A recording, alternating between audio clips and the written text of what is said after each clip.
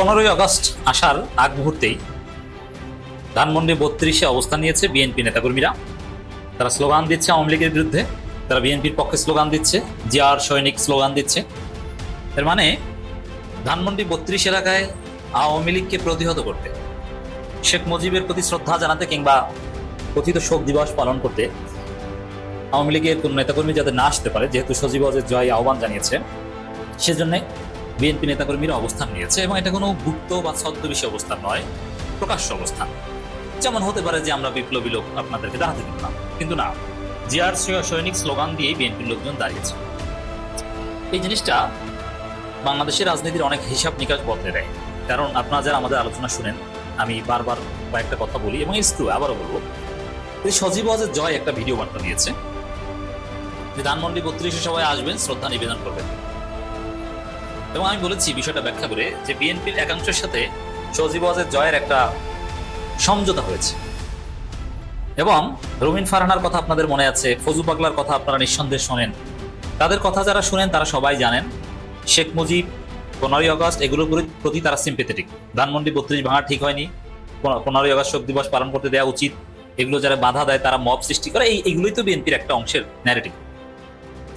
মানে জায়গাটা ছিল এরকম। তারেক রহমান কিন্তু ইচ্ছা করে রুমিন ফারহানা, ফজু পাগলা কিংবা এই হাবিবদের সুযোগ দেন। কেন সুযোগ দেন? সুযোগ দেন বেসিক্যালি এই কারণে যে এর মধ্য দিয়ে আওয়ামী লীগের যে ভোট রয়েছে বাংলাদেশে, কিছু ভোট বিএনপি পায় কিনা, এই জন্য তারেক রহমান এই সুযোগটা দেয়। এবং আমি এটাও বলেছিলাম যে বিএনপি যদি পারে ঝুঁকি নিয়ে, বিএনপির কেউ ওই ফজু পাগলা টাইপের 2-1 মাথা পাগল নেতা যদি সাহস করে, in spite of having post position in BNP, যদি 15ই আগস্ট শ্রদ্ধা নিবেদন করতে যেতে পারে বা জাতীয় শোক দিবস পালন করে, তাহলে বিএনপি হিট। বিএনপির 12% ভোট 10% মারা যাক, আওয়ামী লীগের 7% ভোটের 4% তারা পাবে, আওয়ামী লীগের মন জয় করতে পারবে। আসসালামু আলাইকুম দর্শক, নতুন একটি খবরে আপনাদের সবাইকে স্বাগতম। আশা করছি আপনারা ভিডিওর শুরুটা দেখেই বুঝতে পেরেছেন আজকের নিউজটা ঠিক কতটা গুরুত্বপূর্ণ হতে চলেছে এবং ঠিক কোন দিকটাকে ইঙ্গিত করছে। তাই বলবো দর্শক, যারা ভিডিওটি দেখতে শুরু করেছেন তারা অবশ্যই নিউজটি না টেনে সম্পূর্ণ মনোযোগ সহকারে দেখবেন, তাহলে এই বিষয় সম্পর্কে আসল তথ্যগুলো জানতে বা বুঝতে পারবেন। তো প্রিয় দর্শক, আমি আর কথা বাড়াবো না। ভিডিওর শুরুতে আপনাদের যেই ভিডিওগুলোর অংশবিশেষ দেখিয়ে শুরু করেছিলাম, সেই ভিডিওগুলোর বিস্তারিত আলোচনা দেখব। তবে তার আগে অনুরোধ, যারা এখনও চ্যানেলটি সাবস্ক্রাইব করেননি, সকলে চ্যানেলটি সাবস্ক্রাইব করে পাশে থাকা বেল আইকন বাজিয়ে দিন। আর যারা ইতিমধ্যে সাবস্ক্রাইব করে রেখেছেন তাদেরকে অসংখ্য ধন্যবাদ। প্রিয় দর্শক, চলুন একটি লাইক দিয়ে আমরা ধারাবাহিকভাবে সবগুলো ভিডিওর বিস্তারিত আলোচনা দেখে আসি। লীগের মন জয় করার একটা রাজনীতি বিএনপি করছে, যেহেতু আওয়ামী লীগের ভোটার অবশ্যই একটা ফ্যাক্টর, কোনো সন্দেহ নেই। তো দর্শক, এই জায়গায় এরকম একটা আশঙ্কা ছিল, কিন্তু আমরা দেখতে পেলাম উল্টো চিত্র। আমি আলোচনা করছি 14ই আগস্ট রাতে, 15ই আগস্ট অথবা রাত 12টার পর যখন ট্রিবিউট দেখাতে ওখানে লোকজন যাওয়ার কথা, তার আগেই বিএনপি নেতাকর্মীরা ওখানে স্থান নিয়েছে এবং সরকারি বাহিনী বা রাষ্ট্রীয়ভাবেও ওই জায়গা ব্যারিকেড দেওয়া হয়েছে যাতে ওখানে কেউ শোক জানাতে আসতে না পারে। এর মানে রাষ্ট্রীয় এবং পলিটিক্যাল দুই ধরনের প্রতিরোধ ওখানে হবে, বোঝা গেছে। এবং অন্যান্য জনতা তো ওখানে অবস্থান নেবে, কেউ যদি শ্রদ্ধা জানাতে আসে তাহলে পুলিশই ঠেকিয়ে দেবে, বা সাধারণ জনতার বা বিপ্লবীদের প্রয়োজন আছে বলে মনে হয় না। এখন এই যে বিএনপি নেতাকর্মীদের অবস্থান, সেখানে দাঁড়িয়ে স্লোগান, আওয়ামী লীগকে প্রতিহত করতে আসার স্লোগান, এটার মানে কি? এটার একটা অর্থ হচ্ছে যে আসলে বিএনপির একাংশ বা তারেক রহমান যতই আওয়ামী লীগের ভোট পেতে, আওয়ামী লীগকে সন্তুষ্ট করা, শেখ মুজিবের গুণকীর্তন, শেখ মুজিব পূজা তারেক রহমান যতই করার অনুমতি দিক না কেন, ফজু পাগলা দেন, অবশ্যই তারেক রহমান অনুমতিটি তারা করছে। এটা যতই করুক না কেন, এটা আসলে কার্যকর হবে না। এর কারণটা কি? দেখেন, তেল পানি যেরকম মিশে না, কিছুক্ষণ মিশে আবার আলাদা হয়ে যায়, আওয়ামী লীগ বিএনপি সেরকম মিশবে না। দুই দলই চাঁদাবাজ, দুই দলই সন্ত্রাস, তারপরে মিশবে না। কেন মিশবে না? দেখেন, আওয়ামী লীগের রাজনীতি হচ্ছে চাঁদাবাজি করা, ধরো মারো খাও, এই বন্দোবস্তের রাজনীতি। বিএনপি রাজনীতি সেম, কোনো পার্থক্য নেই। কিছু আদর্শিক বিষয় সেই সোভিয়েত আমলের ছিল, জিয়াউর রহমান বাংলাদেশি বলতেন আর ওরা বাঙালি বলতো, কিন্তু এখন ওইগুলো নেই। এখন আওয়ামী লীগ বিএনপি রাজনীতি হচ্ছে চুরি চামারি, লুটতারাস এবং গুন্ডামির রাজনীতি। তো দর্শক, এই জায়গাটায় বিএনপি আওয়ামী লীগ মিশে থাকতে পারে না, কারণ যদি অনুকূল পরিবেশ পায় তাহলে বিএনপির লোকজন ইচ্ছা মতো খাবে, পাবলিক টয়লেট থেকে শুরু করে টেম্পো স্ট্যান্ড সব জায়গায় খাবে। আর আওয়ামী লীগের লোকজন যদি অনুকূল পরিবেশ পায় তারা খাবে। এখন দুই দলেই যেহেতু খাবে, একসাথে তো আর ভাগ বাটোয়ারা করে খেতে পারবে না। খাওয়ার জিনিস আছে 10টা, খাওয়ার প্রার্থী আছে 90 জন, তার মানে বাকি 80 জন বঞ্চিত হবে। 80 জন কি করবে? তো এই জন্যে আওয়ামী লীগ বিএনপি দুই দলে যেহেতু খাওয়া খাওয়ির দল, এই দুই দল মিলবে না, অনিবার্য মারামারি। আচ্ছা দেখেন, বিএনপি তো সেম, তাই না? কিন্তু বিএনপির দুই গ্রুপেই মারামারি হয়, প্রায় 150+ হত্যাকাণ্ডের ঘটনা কেন ঘটলো? খাওয়া খাওয়ি নিয়ে, চাঁদাবাজির ভাগ বাটোয়ারা নিয়ে। তো সেখানে নিজেদের মধ্যেই ছাড় দেয় না, নিজেরা নিজেদেরকে পাথর মেরে হত্যা করে। সেখানে আওয়ামী লীগ বিএনপি আদর্শ ওগুলো সব ভুয়া কথা তাদের কাছে। মুক্তিযুদ্ধ অমুক্ত এগুলো সব চাপাবাজি। মূল হচ্ছে চান্দাবাজি, কে কত দুর্নীতি চুরি চামারি করতে পারে। তো এই জায়গাটায় আওয়ামী লীগ বিএনপি মিলে না। যেমন সাপোজ যদি হয় যে বাংলাদেশে জামাত ইসলামী ক্ষমতায় আসছে, এখন জামাতকে ঠেকাতে বিএনপি আওয়ামী লীগ জোট করে মাঠে নেমেছে, জামাতকে ক্ষমতা থেকে নামানোর পর কয়েক সেকেন্ডের মধ্যে ওই যে টেম্পো স্ট্যান্ড আর পাবলিক টয়লেট এগুলো কে দখল করবে, এটা নিয়ে আওয়ামী লীগ বিএনপি যে জোট করে জামাতকে নামালো, সেই জোটের দুই শরিকদের মধ্যে মারামারিতে বাংলাদেশের রক্ত গঙ্গা বয়ে যাবে। হাজার হাজার মানুষ কয়েক সেকেন্ডের মধ্যে হত্যাকাণ্ডের শিকার হবে। যে আমি আওয়ামী লীগ তুমি বিএনপি একসাথে জামাতকে হটাইছি, এখন টেম্পো স্ট্যান্ড আমি খাবো, এটা আমি খাবো না তুমি খাবো, এটা নিয়ে মারামারিতে হাজার হাজার লোক মারা যাবে। আদর্শিকভাবে আওয়ামী লীগ বিএনপি জোটের দরকার নেই। আদর্শিকভাবে আওয়ামী লীগ বিএনপি একই, ওদের কারো কোনো আদর্শই নেই। ওদের আদর্শ হচ্ছে ধরো মারো খাও, ওদের নিজস্ব কোনো ভয় নেই। এরা যে কত নিচে নামতে পারে তা তো দেখলেন। যেই বিএনপি সারা জীবন বাঙালি জাতীয়তাবাদের বিরুদ্ধে রাজনীতি করছে, তারা এখন বলছে তুমি কে আমি কে, বাঙালি বাঙালি। যেই বিএনপি সারা জীবন রাজাকার নিয়ে রাজনীতি করছে, যাদের রাজনীতি হচ্ছে রাজাকারদের সাথে নিয়ে, তারা এখন বলছে তুই রাজাকার, পাকিস্তান যা, তুই পিন্ডির দালাল। তা কত নিচে নামতে পারে? এর মানে কি তাদের কোনো আদর্শ নেই। যখন যা প্রয়োজন, যে পাতে খায় সেই পাতে হাগে। এটা হচ্ছে বিএনপি আওয়ামী লীগ। জামাতের সাথে একসময় চলছে না আওয়ামী লীগ, আবার সেই জামাতকে হত্যা করেছে। বিএনপি সারা জীবন জামাতের সাথে চলে, এখন জামাতকে গালি দেয় না। এদের কি আদৌ কোনো আদর্শ আছে? নাই। তো এই জায়গাটায় 15ই আগস্ট যেটা ঘটছে, এটা বাস্তবতার একটা রিফ্লেকশন। এটা হয়তোবা সাময়িক উত্তেজনা থেকে কয়েকজন অতি উৎসাহী হয়ে আওয়ামী লীগকে ঠেকাতে গিয়েছে, কিন্তু রিয়ালিটি এটাই যে আওয়ামী লীগ বিএনপি আসলে মিলবে না। ওই যে আওয়ামী লীগের ভোট তারেক রহমান চাই যেন ফজলু পাগলাদের মাঠে নামিয়ে দিয়েছে, এটা রং প্রজেক্ট। এসব প্রজেক্ট বাস্তবায়নযোগ্য নয়। একটু অনুকূল পরিবেশ পেলেই দুই দল মারামারি করে রক্তারক্তি করে রক্তগন্ধ নিয়ে প্রত্যেকটা জায়গায় আওয়ামী লীগ বিএনপির মধ্যে কম্পিটিশন হয়। দুই দলের চরিত্র এক, কে কোন এলাকায় গাঁজা বেচবে এইটা নিয়ে মারামারি করে তাদের শত শত লোক মারা যাবে। অতএব দর্শক, এই যে ধানমন্ডি 32-এ আওয়ামী লীগ ঠেকাতে বিএনপির অবস্থান, এটা ইঙ্গিত দেয় যে আসলে আওয়ামী লীগ বিএনপি ঐক্য এটা আদৌ সম্ভব নয় এই খাওয়াখাওয়ির কারণে। আর বিএনপির আওয়ামী লীগের একদম মৌলিক জায়গায় বিএনপি আঘাত করছে। অতএব ফজলু পাগলারা যতটুকু পরিস্থিতি ম্যানেজ করেছিল যে কিছু আওয়ামী লীগের লোকজন বিএনপিকে ভোট দেবে, সেই জায়গাটাও মনে হয় থাকছে না। এভাবে ঝাড়ু মিছিল বের হবে ইশরাক সাহেবের বিরুদ্ধে, এটা আমি আশা করি নাই। উনি ভুলটা কি করলেন? আমার মনে হয় ওনার রাজনীতিতে ভুল আছে। আদি রাজনীতি এখন চলবে না, তো যুগ বদলে গেছে। আপনাদেরকে লড়তে হবে কার সঙ্গে জানেন? যে মানুষগুলা শেখ হাসিনার সাথে লড়ছে, যে মানুষগুলা বাংলাদেশের প্রশাসনের সাথে লড়ছে, যে মানুষগুলা ভারতের রড সাথে লড়ছে, সেই মানুষগুলাকে হারাইতে হলে ব্রেন রাখতে হবে। এই ব্রেন দিয়া খেলতে পারবেন না, খেলার মাঠে হারাইয়া যাবেন। আসসালামু আলাইকুম। রাত 4টা, একদম ভোর রাত 4:10। সিসি ক্যামেরার ফুটেজে দেখা যাচ্ছে আসিফ মাহমুদ বাইকের পিছনে বসে যাচ্ছে। কোথায়? গুলশানের একটি 5 তারা হোটেলের নিচে। ওইখানে জানে আলম অপুর সঙ্গে কথা বলবো 1 কোটি টাকার চাঁদার ব্যাপারে। ওই যে শাম্মী আক্তার নামে একজন আওয়ামী লীগের নেত্রী ছিল, যে তাকে ধরার ব্যাপারে।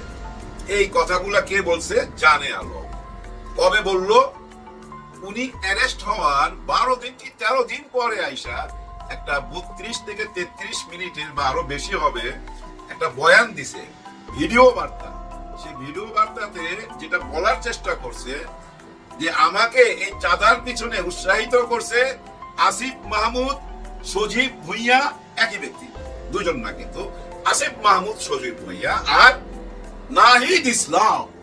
এই দুইজন, এই দুইজনের মধ্যে একজন ওই যে ভোর রাত্রে একটা সিসিটিভি ফুটেজ দেখাইছে না, রাস্তার একটা বাইক যাইতাছে, আর ওইটাকে অ্যারো মার্ক করে রাখছে, একটা লাল অ্যারো মার্ক দেখাচ্ছে যাইতেছে যাইতেছে। ভাই এটা কে যাইতেছে? এটা তো পাবলিক যাইতেছে। ওইটাই হলো প্রমাণ। ওই 34 মিনিটে জবানবন্দিতে ওইটাই বারবার প্রমাণ, ওইটাই বারবার দেখাইতেছে। তাও কখন? অ্যারেস্ট হওয়ার 12 দিন পর। এর আগে ওর বস কিন্তু জেলে ঢুকে গেছে, রিয়াদ, নোয়াখাইলা। এর দেশ কোথায় আমি জানি না। এই জানে আলম অপু, অপু অপু বলতে বুঝছেন? অপুর সংসার, এটা ছবি ছিল না সত্যজিৎ রায়ের অপুর সংসার? সেই অপুর সংসারের কথা মনে হলো।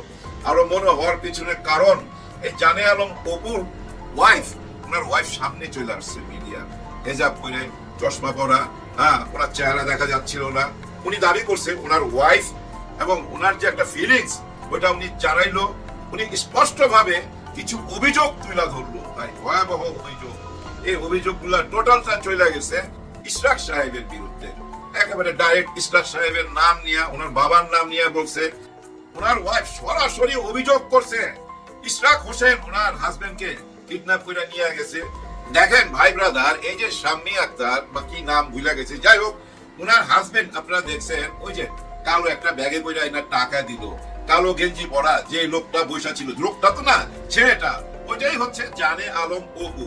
তার কাছে এনার টাকা দিল। ওই শাম্মী আক্তারের হাজবেন্ডের সঙ্গে একটা চুক্তি হয়েছে যে পুলিশে ধরায় দিবে না, 50 লক্ষ টাকা দিবে, অ্যাডভান্স 10 লক্ষ টাকা দিল। আর তখনই পুলিশ আইসা তাদেরকে অ্যারেস্ট করলো। এর মধ্যে অপু ভাইগা গেছিল। অপু বোধহয় অ্যারেস্ট হয়েছে আগস্টের 2 তারিখে। দেখেন 2 তারিখে অ্যারেস্ট হওয়ার পর 10-12 দিন পর একটা ভিডিও কল আসলো তার। সে ভিডিও কলে সে বলতেছে উপদেষ্টা আসিফ মাহমুদ এই টাকার ভাগীদার, এই লুটপাটের সাথে ভাগীদার, মানে চাঁদাবাজ এই উপদেষ্টা। এরপরে আমাদের মিডিয়া থেকে আরম্ভ করে বুদ্ধিজীবীরা ঝাঁপায়া করলো, আয় হায় আসিফ মাহমুদ এখনো কিভাবে ওই চেয়ারে থাকে, তাকে টেনে নামাইতে হবে, তাকে কেন ইউনূস সরকার এখনই বহিষ্কার করতেছে না? তার তো প্রমাণই দিয়ে দিল। প্রমাণ বলতে ভাই ওই যে একটা বাইক যাইতেছে, সিসি ক্যামেরার ফুটেজ।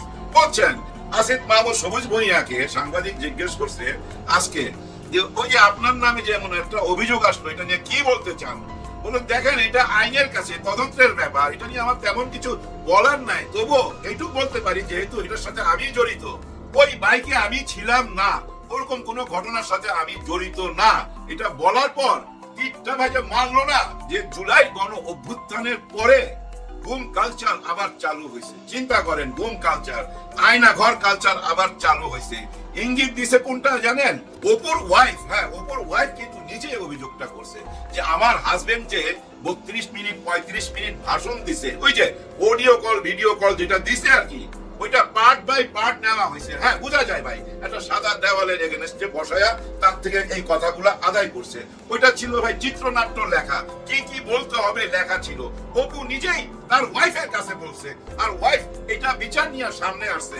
দেখেন উনি বলছে যে আমি বিচার পাচ্ছিলাম না, কারণ আমার হাজবেন্ড যেটুক অপরাধ করছে ওইটুক অপরাধের জন্য এনসিপি থেকে কোন রকমই সহযোগিতা করে নাই, বরঞ্চ ওনাদেরকে বহিষ্কার তো করছে এবং আইনের হাতেও তুইলা দিছে। কিন্তু আমার হাজবেন্ডকে আইনের হাতে তুইলা দিছে, ডাইরেক্ট ইশরাক সাহেবের নাম বলছে এবং উনি নিয়ে আপনার হাজবেন্ডকে কি কি জানি বলাতে চাইছে এবং সরাসরি বলছে ইশরাক সাহেবের লোকজন আমার হাজবেন্ডকে তুলে নিয়ে গেছে এবং বহু ঘন্টা গোপন ঘরে রাখছে, ওইখানে জুলুম হয়েছে, অত্যাচার হয়েছে, পরে পুলিশের হাতে তুইলা দিছে, এই ধরনের অভিযোগ করছে। আমার কথা ভাই, পুলিশের হাতে তুইলা দিছে, এটা তো বিরাট বড় প্রশ্ন, বড় খারাপ কথা না ভাই? কত বড় খারাপ কথা, মানে আগের রকম রয়ে গেল পুলিশ? না, আমি এই ব্যাপারটা এইভাবে দেখতে চাই না। আমি অলওয়েজ একটা নেগেটিভের ভিতরে না পজিটিভ কিছু খোঁজার চেষ্টা করি। দেখেন এই ঘটনাটা আমাদের সামনে কিভাবে আসলো? আমরা কেউ আবিষ্কার করছি না, ওই পুলিশের মধ্যেই তো কেউ না কেউ আছে এই ঘটনাটা প্রকাশ করে দিছে। কে প্রকাশ করলো? অপুর ওয়াইফ। উনি কিন্তু বলছে যে আমি সাহস পাচ্ছিলাম না, আমি কোনো ওয়ে খুঁজে পাচ্ছিলাম না, পথ খুঁজে পাচ্ছিলাম না যে কোথায় বিচার পাবো। তারপরে এনসিপির একটা অংশ কেউ ওনাকে অ্যাডভাইস করছে জনতার কাছে বিচার দেওয়ার জন্য। উনি জনতার কাছে যা বিচার দিল, এর আসামিকে ভাই ইশরাক হোসেন এবং প্রশাসন, পুলিশ প্রশাসনও আসামি। কিন্তু ওই যে বললাম নেগেটিভের ভিতরে পজিটিভ কিছু আমি খুঁজতে চাই। দেখেন ওই প্রশাসনের ভিতর থেকেই তো এই গোপন তথ্যটা বাই করে দিল এবং এই বোনটিকে সাহস যোগাইলো এবং বইলা দিল যে আপনি প্রেসের কাছে বিচার চান, বাংলাদেশ সাংবাদিকের কাছে বিচার চান, জনগণের কাছে বিচার চান। সাংবাদিকরা সত্যটা নিশ্চয়ই তুলে ধরবে। তুলতে চায় না কেন জানেন? ওই যে চাকরির ব্যাপার। কারণ আমাদের দেশের বড় বড় চ্যানেলগুলা বা পত্রিকাগুলার এগুলার মূল মালিক কারা জানেন? বড় বড় দলের নেতারা। তাদের বহু রকম ব্যবসা আছে, আর ওই বহু রকম ব্যবসার মধ্যে পত্রিকা এবং চ্যানেল, ইউটিউব এগুলো একটা ব্যবসা। এগুলা দিয়েই কিন্তু ডক্টর মোহাম্মদ ইউনূস স্যারের তো পচায় কোনো রাস্তা না পায়া এখন উপদেষ্টা আসিফ মাহমুদকে যদি চাঁদাবাজির সঙ্গে জড়িয়ে দেওয়া যায়, তাহলে তো ভাই ওই যে আগের চাঁদাবাজি গুলা ঢাইকা যায়। এটাই তো বড় হয়ে দাঁড়ায়। দেখেন না রিয়াদ, ওই যে নোয়াখালী রিয়াদ ধরা পড়ার পর এটা নিয়ে সবাই ছাপায়া পড়ছিল। মনে হইতেছিল কি জানেন? 100টা রেপের আসামি। হ্যাঁ, ওই যে 100টা রেপের আসামি, তাকে নিয়ে এর 100 ভাগের 1 ভাগও আলোচনা হয় নাই। রিয়াদের এই চাঁদাবাজি নিয়ে যেটা আলোচনা হয়েছে, রিয়াদ অপরাধ করছে, দল থেকে শুধু বহিষ্কার না ভাই, আইনের হাতে তুইলা দিছে। এবং এই অপুও কিন্তু আইনের হাতে ধরা গেছে। আইনের হাতে ধরা খাওয়ার পর আইন বিভাগ তারে দিয়ে কি এই ভিডিও করাইলো নাকি ইশরাক সাহেব এই ভিডিও করাইলো আমরা ক্লিয়ার না। এগুলা এখন তো সামনে চলে আসছে, এগুলা ক্লিয়ার করবে আমাদের গোয়েন্দা বিভাগ, আমাদের গোয়েন্দা বিভাগ, পুলিশ বিভাগ, এগুলা জনগণের কাছে ক্লিয়ার করবে।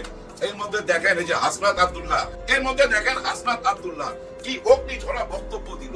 ওই বক্তব্যটার সাথে বুঝছেন অনেক কিছুর গন্ধ পাওয়া যায়। যেমন উনি ডিজিএফআই দিকে আঙ্গুল তুলে বলছে, সাবধানতার বাণী জানাইছে, এবং হাসনাত আব্দুল্লাহ বলছে আমরা আয়না ঘর ভাঙিয়া দিছি এবং ডিজিএফআই অন্যায়ও ভাঙিয়া দেবো, এরকম বক্তব্য রাখছে। এই বক্তব্যের পরেই দেখেন এই যে একটা নতুন মিনি আয়না ঘরের গন্ধ পাইলাম। জানে আলমের ওয়াইফ যে কথাগুলা বললো, এগুলা ভাই খুবই গুরুত্বপূর্ণ কথা। এগুলা থেকে অনেক কিছু বুঝা নিতে হবে। আপনারা কি বুঝতে পারতেছেন না? প্রশাসনে, সচিবালয়, পুরা সরকারের মধ্যে বহু জায়গায় কাদের লোক বেশি এটা তো বোঝা যায়। আপনারা নিশ্চয়ই জানেন ইউনূস স্যার যখন ফ্রান্স থেকে আসছিল তখন মাত্র 3 থেকে 4টা পদ খালি ছিল। বাকিগুলা কিন্তু ইউনূস স্যার আসার আগেই ফিল আপ হয়ে গেছিল। এগুলা কারা ফিল আপ করছিল? যার যার দলের লোকেরা। যেমন জুলাই গণ অভ্যুত্থান থেকে যারা গেছিল, ওনারা গেছিল 3 জন, আসিফ মাহমুদ, নাহিদ ইসলাম এবং মাহফুজ আলম। আবার বিএনপি থেকেও কিন্তু অনেকেই বসছে প্রশাসনে, জামাত ইসলাম থেকেও বসছে প্রশাসনে, কারো কিন্তু বাদ নাই। ইউনূস স্যার আসার পর 2 থেকে 3টা পদ ওনার পছন্দের মানুষ বসছে, কারণ ওনার তো কাজটা করতে হবে। যাই হোক, ওনাকে তো আমরা কাজ করতেই দেই নাই। ওনার কাছে আমরা নির্বাচন চাইছি, নির্বাচন দিয়ে দিছে, কিন্তু এখন কি আমরা নির্বাচনটা করতে পারতেছি? পারতেছি না। নির্বাচন করার কি উপায় জানেন? উপায় হলো ভালোবাসার হাত বাড়ায় দেওয়া। এইসব এই যে নোংরামি চলবে না। এই যে একটা ঘটনা, আসিফ মাহমুদ সবুজ ভুঁইয়াকে একজন চাঁদাবাজ বানাইবার জন্য যে ষড়যন্ত্রটা হয়েছে, আদৌ হয়েছে কিনা আমি জানি না, কিন্তু যে অভিযোগটা ওনার ওয়াইফ করছে এটা তো তদন্ত হইতে হবে, আর তদন্তের সত্যটাই বাইরে আসবে। ওনার ওয়াইফের কথাগুলো আমি মনোযোগ দিয়ে শুনছি, 1 বার না 2 বার।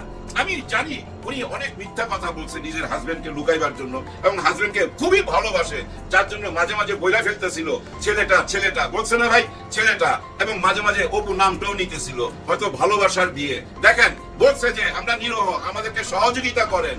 অপুর বাবা মারা গেছে বহু আগে, অপুর মা আবার বিয়ে করে ফেলছে।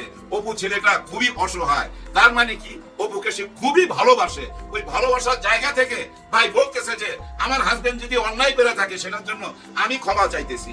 এখন তো আইনের আওতায় আছে, চাঁদাবাজি করছে, বিচার হবে, বিচার যাই হোক, এটা আইনের ব্যাপার। কিন্তু সে কোথায় গায়েব ছিল? কেন তাকে দিয়ে এই ভিডিও কল আবার আমাদেরকে জানানো হলো অ্যারেস্ট হওয়ার 10-12 দিন পর, এবং 13 দিন থেকে 14 দিনের মাথায় কেন ওনার ওয়াইফ এসে এটা প্রতিবাদ করলো? এবং এত বড় একজন রাজনীতিবিদ, দেখেন যে নগর ভবন পুরাটাই 30 থেকে 40 দিন দখল করেছিল, সরকার কিছু করতে পারছে?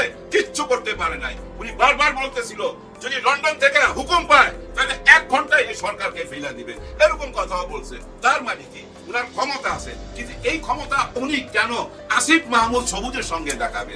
আসিফ মাহমুদ সবুজ তো একটা ইয়াং ছেলে, উনার ছোট ভাইয়ের মতো, এবং এই ছোট ভাইদের কারণে আমরা একটা নতুন বাংলাদেশ পাইছি। হায় রে আমাদের কপাল! আমরা ছোটদের হাত ধরতে চাই না। হ্যাঁ, আমরা ছোটদের হাত ধরতে চাই না। উপরে যাওয়ার জন্য, সামনে যাওয়ার জন্য আমরা ছোটদের হাত ধরতে চাই না, কিন্তু আমরা বড়দের যারা উপরে থাকে তাদের পা ধইরা কান্নাকাটি করি, গোপনে পা ধইরা কান্নাকাটি করি যে আমারে উপরে ঠেলা উঠাইয়া দেন। তাও ওই যে ভাইদের যারা তাদেরকে মুক্ত করলো, যারা তাদেরকে চিকিৎসার ব্যবস্থা করে দিল, যারা তাদেরকে নির্বাচনের ব্যবস্থা করে দিল, তাদের হাত ধরতে রাজি না, বড়দের পা ধরতে দর্শক, আশা করি সবগুলো ভিডিওই আপনি মনোযোগ সহকারে দেখেছেন। সেই সাথে দর্শক, এই ভিডিওগুলো সম্পর্কিত যদি কোনো তথ্য বা মতামত থাকে তাহলে অবশ্যই কমেন্টস করে জানিয়ে দিন। এতক্ষণ সাথে থাকার জন্য ধন্যবাদ। আবার দেখা হবে আগামী ভিডিওতে কোনো নতুন টপিকস নিয়ে। সকলের সুস্বাস্থ্য কামনা করে বিদায় নিচ্ছি। আল্লাহ হাফেজ।